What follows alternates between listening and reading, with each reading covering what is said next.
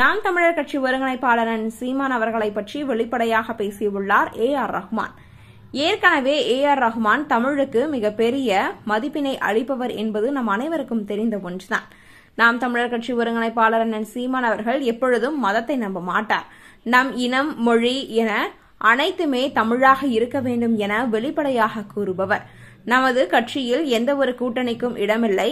தமிழ்நாட்டை ஆளுபவன் தமிழனாக மட்டுமே இருக்க வேண்டும் என்ற ஒரு கொள்கையோடு இதுவரை கட்சியில் இருப்பவர்.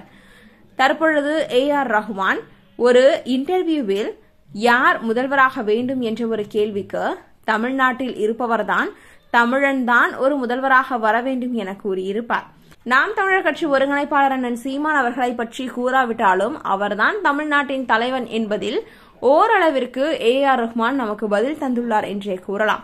இதை பார்த்த பலரும் தற்பொழுது AR ரஹ்மானுக்கு ஒரு செய்தியாகவே வெளியிட்டு வருகின்றனர். அது மட்டுமல்லாது இவர் சீமானுக்கு ஆதரவாக பேசுவதால் பாஜகவினர் பல இடங்களில் AR ரஹ்மானுக்கு பிரச்சனை செய்தனர் என்பதும் நம் அனைவருக்குமே தெரிந்த ஒன்றுதான்.